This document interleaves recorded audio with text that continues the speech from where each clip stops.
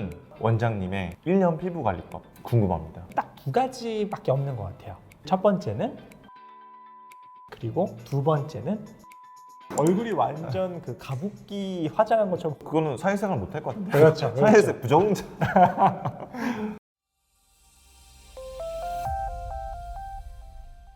오늘은 원장님의 1년 피부 관리법 궁금합니다. 피부과 원장님 되신 지 몇 년 되셨죠? 이제 벌써 10년이 지났습니다. 세상에 시간이 이렇게 빠를 줄이야. 제 회사 생활보다 오래되셨네요.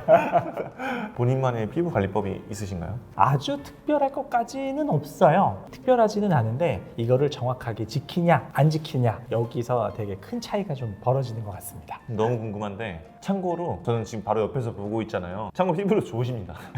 그리고 혹시 실례 안 된다면 나이가 올해 벌써 41가 되었습니다. 대통령님이 깎아주신 나이인가요? 아니죠. 아니, 나이로 84년생. 맞습니다. 진심으로 저보다 훨씬 좋으십니다. 피부가 저 원래 안 좋았지만. 어떤 피부 관리법이 있으실까요? 우선 제일 중요한 거는 딱 두 가지밖에 없는 것 같아요. 첫 번째는 자외선 차단, 그리고 두 번째는 보습. 이 두 가지가 거의 알파이자 오메가라고 생각을 합니다. 왜 자외선 차단과 보습이 중요한가요? 일단 기본적으로 자외선 차단은 모든 외부로부터의 자극으로 보호하기 위해서 제일 중요한 거예요.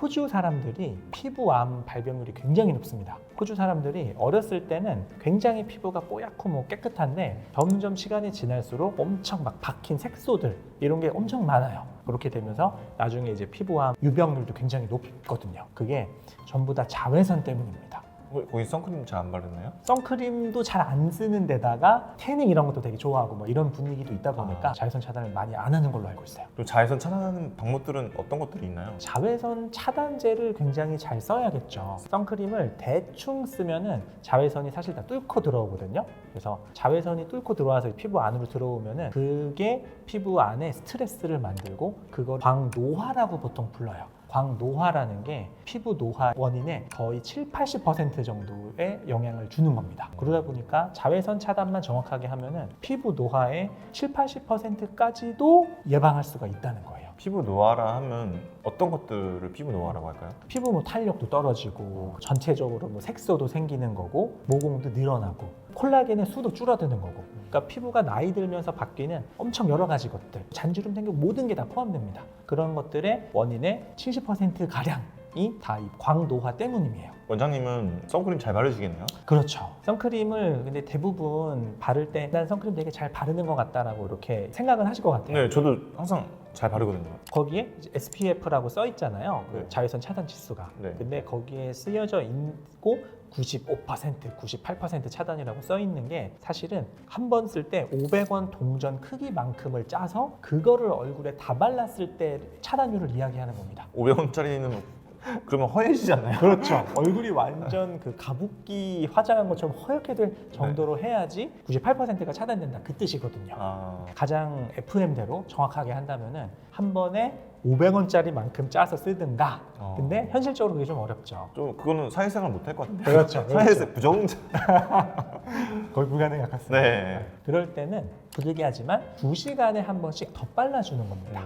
제일 처음에 한번 자외선 차단제를 바르면 그때는 차단이 잘 돼요. 근데 이제 시간이 지날수록 자외선 차단 효과가 줄어들다 보니까 그거를 2시간에 한 번씩 더 발라준다면 아주 괜찮죠. 그것도 좀 여의치 않을 때가 있어요. 그러면은 사실 얼굴에 다른 부분들은 그래도 어느 정도 좀 버틸만 합니다. 근데 이 색소가 되게 많이 생기고 자외선이 많이 받는 부분이 눈가 옆에서 광대 쪽 이 부분이거든요. 그러면 이제 이 부분은 선스틱 이런 것들도 많이 나오더라고요. 그래서 그거를 가지고 야외 활동을 내가 좀 길게 할 일이 있으면은 그런 부분만 살짝 덧발라준다. 요거는 이제 굉장히 좋은 방법이죠. 실내 활동을 많이 하는 사람, 그리고 야외 햇빛은 잘 안 받잖아요.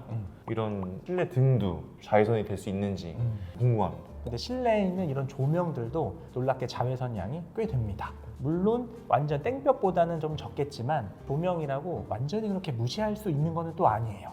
그렇기 때문에 실내에서도 어느 정도 한 번씩 덧발라주는 거를 권장드립니다. 그렇다고 2시간에 한 번씩 계속 이렇게 하는 거는 네. 연예인도 못할 것 같은데요. 네, 현실적으로 쉽지가 않죠. 그렇기 때문에 제가 보통 권장드리고 저도 그렇게 하는 거는 그냥 일상생활할 때는 아침 한 번 그냥 바르는 정도로도 그렇게 나쁘지는 않아요. 오늘은 내가 특별히 야외 활동을 좀 길게 해야 된다. 그때 한 번씩 필요한 부분만 더 발라주는 거. 그 정도만 정확하게 해주셔도 피부 관리를 효과적으로 잘 할 수 있게 되는 거죠.